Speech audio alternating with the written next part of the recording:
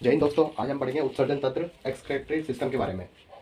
जो हमारे शरीर में अनपचा भोजन हुआ, अपशिष्ट जहरीले पदार्थ हुए, यूरिया अमोनिया एसिड जो होती है, पसीना बलगम CO2 पेशाब आदि, इनका शरीर से बाहर निकलना बहुत जरूरी होता है। और इनको निकालने की जो क्रिया होती है उसका हम उत्सर्जन कहते हैं। और जो इसके ऑर्गन्स मिलकर जो इनको काम करते हैं उसको उत्सर्जन तंत्र कहते हैं या एक्सक्रीटरी सिस्टम कहते हैं।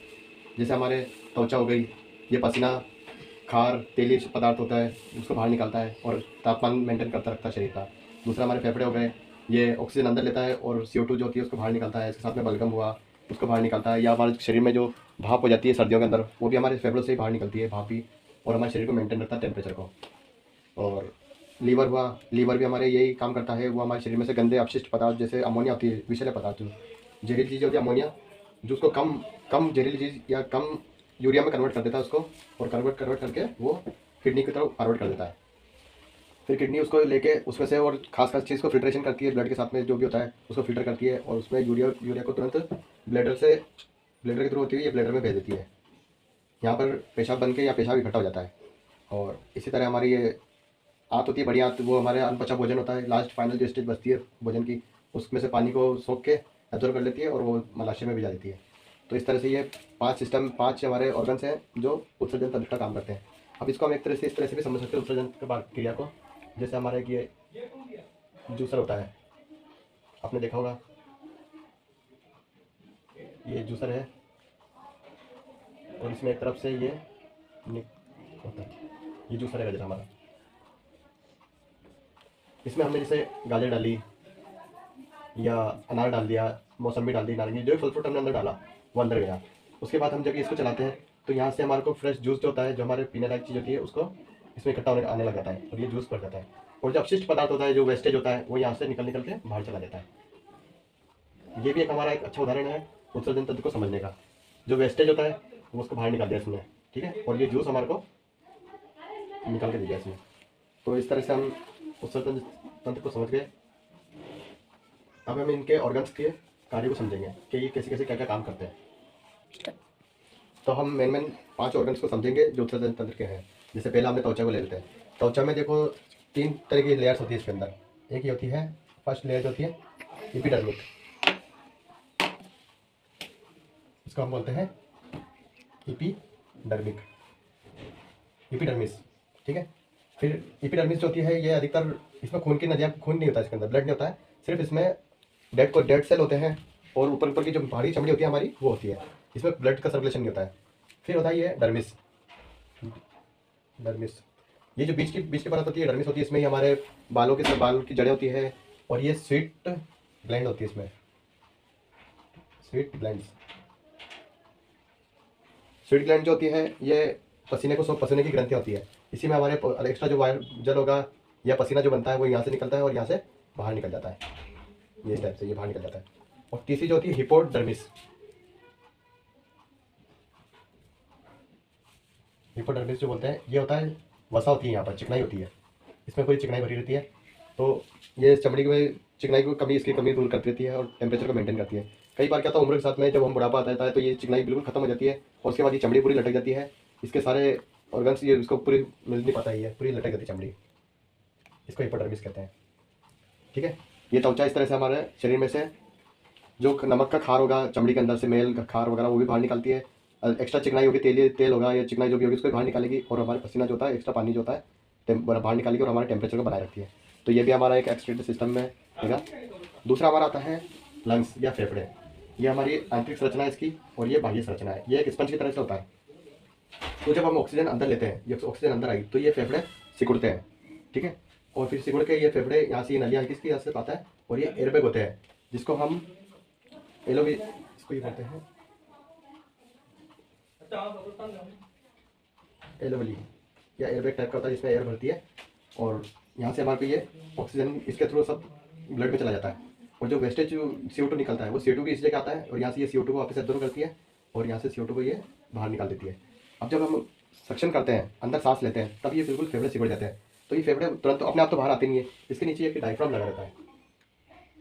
ये डायफ्राम क्या करता है, इसको वापस पुश करता है। डायफ्राम होता है ये इसको वापस पुश करने का काम करता है, इसको बाहर वापस ऊपर उठाता है और हमारी जो सांस होती है वो वापस बाहर निकलती है, उसके साथ में हमारी CO2 बाहर निकल जाती है, ठीक है। उसके बाद आता है तीसरा पार्ट हमारा लीवर। लीवर मेन जो उत्सर्जन तंत्र में काम करता है वो ये करता है कि जो खाने के अंदर से अपशिष्ट पदार्थ हुए या जहरीले विशेष पदार्थ होते हैं, हम कुछ भी खा जाते हैं, कीटनाशक चीज़ भी खा जाते हैं कई बार, पॉइजन वगैरह या कुछ भी जो भी खाया हमने और अनयूज होता है, वो मेन बहुत खतरनाक चीज़ होती है। उससे हम विषैले पदार्थ भी हो सकते हैं, अमोनिया होती है। उस अमोनिया को कम विषैले पदार्थ यूरिया में कन्वर्ट करता है और यूरिया में कन्वर्ट करके वो किडनी के अंदर देता है। अब लीवर की वजह से तो बहुत सारे काम है, पर एक्सक्रीट सिस्टम में अगर हम देखेंगे तो उसमें मेन काम हमारा यही है कि वो अमोनिया को यूरिया में कन्वर्ट करके किडनी को फॉरवर्ड कर देता है। फिर हम उत्सर्जन तंत्र का मेन जो इंपॉर्टेंट चीज़ जो है ऑर्गन है का वो है किडनी, या इसको हम हिंदी में वृक्क बोलते हैं। ये आप देख रहे हैं गहरे लाल रंग की, ये वृक्क या किडनी बोलेंगे इसको हम। और ये लीवर के जस्ट नीचे होती है। एक जो लीवर के जस्ट नीचे होती है वो लीवर से दबी होती है, इसलिए थोड़ी छोटी होती है, और ये एक थोड़ी दो होती है, इसमें ये बड़ी होती है। ठीक है, तो ये सेम के फली के आकार की होती है। और ये इसकी बाह्य संरचना है, बाहर से ऐसा होता है, ये आंतरिक संरचना अंदर से दिखने में जैसे दिखती है हमारे को। तो इसके ऊपर एक ग्रंथि होती है जिसको हम एडेनल ग्रंथि या फिर अधिग्रंथि कहते हैं, अधिग्रंथि है ना। और इसके ये बाहर का जो पार्ट दिख रहा है आपको, इसको कॉर्टेक्स, बीच के जो भाग है इसको ये मेडुला, और इसके अंदर बहुत सारे संख्या के अंदर नेफ्रॉन होते हैं। ये नेफ्रॉन लाखों की संख्या में होते हैं, 8 लाख या उससे भी अधिक, बहुत सारे छोटी छोटी नसें होती है तो नेफ्रॉन बोलते हैं। ये इस टाइप की होती है थोड़ी, इस टाइप से नेफ्रॉन होता है, और ये नेफ्रॉन होता है। इसको जूम करके हम देखेंगे तो इस टाइप से दिखेगा। इसके ऊपर यहाँ पर एक ये गुच्छे टाइप का होता है, फिल्टर करता है ये। तो जब हम यहाँ से लीवर जो होता है ये हमारे को अमोनिया से यूरिया में कन्वर्ट करके जो भेजता है यूरिया, वो आता है हमारा किडनी के अंदर, किडनी में आता है। तो किडनी में ये सब जगह यहाँ पर फिल्ट्रेशन होता है सबसे पहले तो इसका ब्लड के साथ में, क्योंकि उसने जो भेजा यूरिया भेज दिया उसके साथ में ब्लड वगैरह सब कुछ आ जाता है। तो ये क्या करता है, यहाँ से ब्लड जो अच्छा ब्लड होगा उसको तो सही निकाल देगा, और जो वेस्टेज होगा उसको ब्लड को सबको अंदर डाल देता है ये। अब ये अंदर आके यहाँ से फिल्ट्रेशन होता है, यहाँ से प्रोटीन, फैट और जो भी इंपॉर्टेंट चीज़ होगी अपने काम की होगी वो यहाँ रखेगा, और जो वेस्टेज होती है उसको यूरिया के साथ में या पानी के साथ मिला के ये आगे भेज देता है नेफ्रॉन। तो ये ब्लड का फिल्ट्रेशन होता है, मेन पीस में होता है। और फिल्ट्रेशन इस जो होता है ये ब्लड के फिल्ट्रेशन को जो किडनी में होता है इसको हम बोलते हैं डायलिसिस। जो मेन डायलिसिस जो काम होता है फिल्टर करने का, शुद्धिकरण तो होता है ऑक्सीजन के साथ में फेफड़ों में होता है, ये सिर्फ फिल्टर करके ब्लड को आगे भेज देता है। तो ये डायलिसिस इसमें होती है नेफ्रॉन के अंदर। और इसके बाद में जो वेस्टेज जो बचता है यूरिया के साथ में, और उसको पानी वगैरह जो भी होता है उसके साथ में निकाल के ये उसको बाहर कर देता है। अब इसमें क्या होता है कि यूरिन जो होता है इसमें 95% तो पानी होता है, ठीक है। और यूरिया होएगा 2%। और यूरिक एसिड जो होता है पीएच, यूरिक एसिड जिसे हम पीएच बोलते हैं, वो होता है 4.8%। यानी अगर यूरिक एसिड बढ़ गया शरीर में तो ये यूरिक एसिड को और बढ़ा देगा, और यूरिक एसिड कमी होगी तो ये कम कर देगा, ये इसको मेंटेन करता है। तो इंपॉर्टेंट काम इसका ये हो गया कि एक तो ये ब्लड का फिल्ट्रेशन करता है, और फिल्टर करके जो बाद में जो वेस्टेज बचता है उसको पानी पेशाब बनाता है, उसको पेशाब बना के ये आगे भेज देता है। और दूसरा हमारा होता है कि ये पेशाब के अंदर पीएच लेवल को भी मेंटेन रखता है। अगर एसिड ज़्यादा बढ़ेगा तो इसकी मात्रा बढ़ जाएगी, और एसिड कम होगा शरीर में तो ये कम हो जाएगी, इस टाइप से ये पीएच लेवल को मेंटेन रखता है। दूसरा ये होता है कि ये जो भी विषैले पदार्थ होंगे इसको बिल्कुल डिस्ट्रॉय कर देगा, खत्म कर देता है ये बिल्कुल इससे।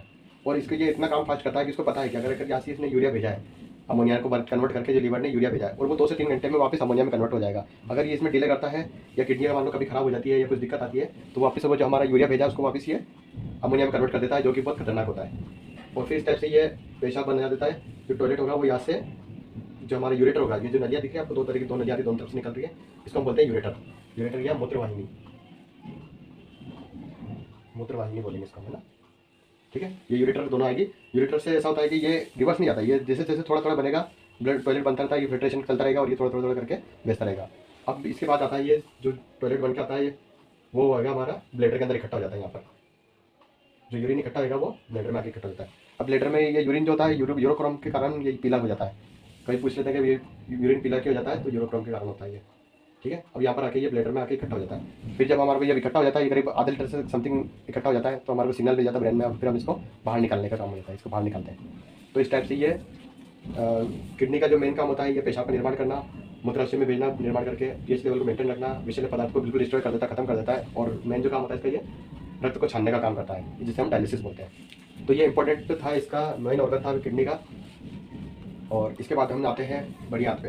ये हमने पाचन तंत्र वाले वीडियो में भी हमने समझा था। ये बड़ी आंत में क्या होता है, जब वेस्टेज जो खाना होता है, अपशिष्ट पदार्थ जो बिल्कुल अपचा भोजन होता है जिसका कोई काम नहीं होता है, वो आता है बड़ी आंत के अंदर। बड़ी आंत में आता है तो ये इसमें से होकर जो इसको कायल बोलते हैं, ये पूरा बड़ी आंत उसे उसको पूरा पानी को सोखने का काम करती है। वो पूरा पानी ऑब्जर्व कर लेती है, और पानी ऑब्जर्व करके वो बिल्कुल बाहर निकाल के यहाँ पर मल के तौर में मल बना देती है, और ये मलाशय में इकट्ठा रहता है, इसको हम रेक्टम बोलते हैं, मलाशय। ठीक है। और इसके जो बाहर निकलने का होता है गुदा जो बोलते हैं इसको, उसका हम बोलते हैं एनस, है ना। इसके जो पॉइंट हो गया जिसको जैसे ब्लैडर हो गया, ये तो हो गया मूत्राशय, ठीक है। और जो इसका भाग होगा मूत्र मार्ग, उसका हम बोलते हैं मूत्र मार्ग, उसको हम बोलते हैं यूरेथ्रा। और एक ही चित्र पूरे तरह से समझा इसको, एक ही चित्र पे हमने इसको स्किन को भी समझ लिया, यहाँ पर लंग्स भी आ गए, liver, kidney, intestine, large intestine आ गई, ब्लैडर, यूरेटर, ये सब हमें मतलब एक ही चीज़ पर हमने पूरा समझ लिया है। तो थैंक्स फॉर वॉचिंग।